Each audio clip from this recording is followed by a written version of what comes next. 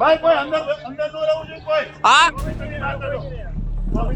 હાલો આ ગાડીઓ કાઢવાની. આ જોઈ કઈ જાવ. પેલું લઈને કાઢો ને ગાડી. હાલો ગાડી ભગાવો અને 100 મીટર ની અંદર કોઈ નો રહેવું. આ ગાડી 100 મીટર બહાર કાઢો પેલા. હાલો ઉપાડો ગાડી.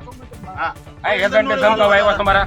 આ ખોટે ખોટા જે સુરત થી જે તોફાન કરે છે અત્યારે અહીંયા આવ્યું હમણાં ગામડામાં ભોળા ખેડૂત ને દબે છે પણ ખરેખર કઈ છે નહીં બરાબર ને બીજું કે જે આ ધમકે છે તો એ અત્યારે એવું મને જાણવા મળ્યું છે કે જામીન ઉપર ભ્રષ્ટાચારના જામીન ઉપર બહાર છે એ અત્યારે ઈમાનદારીના મત માંગવા આવ્યા છે અહીંયા ગુજરાતમાં 2 વિધાનસભાની બેઠકો પર પેટા ચૂંટણીનું મતદાન ચાલી રહ્યું છે. વિસાવદર અને કડી વિધાનસભા બેઠક ઉપર મતદાતાઓ મતદાન કરી રહ્યા છે અને પોતાનો જનપ્રતિનિધિ છે પસંદ કરવાનો અધિકાર એનો જે મતાધિકારનો ઉપયોગ છે એ કરી રહ્યા છે.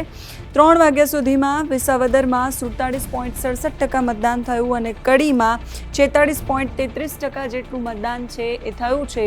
વિસાવદર અને કડી વિધાનસભાની પેટા ચૂંટણી પણ સૌથી વધારે ચર્ચા આ વખતે વિસાવદરની પેટા ચૂંટણીની રહી જેમાં ભારતીય જનતા પાર્ટીએ આખી ફોજ મેદાનમાં ઉતારી. મુખ્યમંત્રી ભૂપેન્દ્ર પટેલ ખુદ વિસાવદરના ઉમેદવાર એમના કિરીટ પટેલના નામાંકન રેલીમાં ગયા, ફોર્મ ભરવા માટે એમની સાથે હાજર રહ્યા અને ભારતીય જનતા પાર્ટીના પણ દિગ્ગજ નેતાઓ ત્યાં હાજર રહ્યા. કેન્દ્રીય જળશક્તિ મંત્રી CR પાટીલ પણ એ વિસાવદરની અંદર સભા કરવા માટે પહોંચ્યા અને એ પણ ત્યાં હાજર રહ્યા. કાર્યકર્તાઓને એમણે પણ સંબોધન કર્યું. એની સાથે આમ આદમી પાર્ટીનું પ્રદેશ નેતૃત્વ પણ ત્યાં હાજર રહ્યું અને દિલ્હીના નેતાઓ પણ ત્યાં હાજર રહ્યા. આમ આદમી પાર્ટીએ ભારતીય જનતા પાર્ટી પર અને ભાજપે કોંગ્રેસ પર પ્રહારો કર્યા અને આરોપો પણ લગાવ્યા.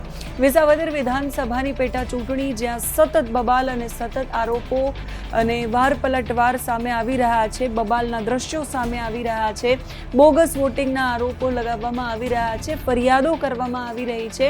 એ બધાની વચ્ચે ગોપાલ ઇટાલિયાએ પણ સવારે ભારતીય જનતા પાર્ટીના જે ઉમેદવાર છે કિરીટભાઈ પટેલ એમણે જે મતદાન કર્યું એ સમયે એમણે જે ભારતીય જનતા પાર્ટીના લોગો કમળનો ઉપયોગ કર્યો એનો ફોટો એમણે પોસ્ટ કર્યો હતો એને લઈને એમણે પણ સવાલો ઉઠાવ્યા હતા. કોંગ્રેસે પણ સવાલો ઉઠાવ્યા હતા. એની સાથે સાથે ફરી એકવાર બબાલ વિસાવદર વિધાનસભાની ચૂંટણીની અંદર સામે આવી છે.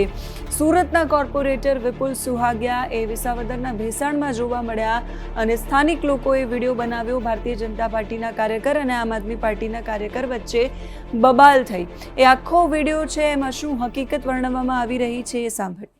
તમારા બધાની અંદર આ સુરતના આમ આદમી પાર્ટીના કોર્પોરેટર છે જે ભેસાણ વિસાવદરમાં મતદાર નથી એ લોકો અહીંયા ફક્ત ને ફક્ત તોફાન કરે છે. તો આ લોકોને બીજું કે આ લોકોને પોતાની ગાડી છે જે 6 મીટરના રેન્જમાં ના લાવવાની હોય છતાં એ છૂટાયેલો પ્રતિનિધિ સુરતમાં રેન્જમાં લાવીને આટા મારે છે. હા ને બીજું કે આ રિલીવર કોર્પોરેટર પોતે આનું કઈ છે નહીં છતાં આ કાર્ડ છે. આ બતાવો બધા આ કાર્ડ છે. પણ હું મારે શૂટિંગ ચાલુ છે. તમારે અમારે અડવાન નથી. જોઈ લો. હા બતાવો આ જોઈ લો. હરખું રાખો. ભાઈ કોઈ અંદર અંદર નો રહેવું જોઈએ કોઈ. હા હાલો આ ગાડીઓ કાઢવાની. આ જોઈ કઈ જાવ. પેલું લઈને કાઢો ને ગાડી. હાલો ગાડી ભગાવો અને 100 મીટર ની અંદર કોઈ નો રહેવું. આ ગાડી 100 મીટર બહાર કાઢો પેલા. હાલો ઉપાડો ગાડી. હા આ એજન્ટ ધમકાવા આવ્યા તમારા.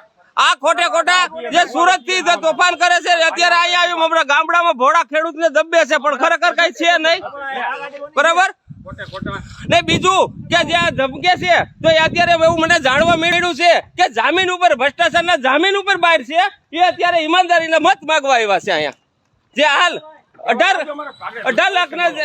આ ભાઈ અમારા એજન્ટ દબાવ્યા. આ લોકો જો સામે દેખાય એક પણ અહીંનો સ્થાનિક નથી. આ પણ અમારા સ્થાનિક કોઈ પણ વિસ્તારના અમારા દેખાતા જ નથી. અમારા ગામના નથી, અમારા તાલુકા જિલ્લાના પણ નથી. અહીંયા આવી મેં ફક્ત ને ફક્ત તોફાન કરે છે. અમારું ગામ એકદમ શાંતિપ્રિય ગામ છે. જય હિન્દ, ભારત માતા કી જય.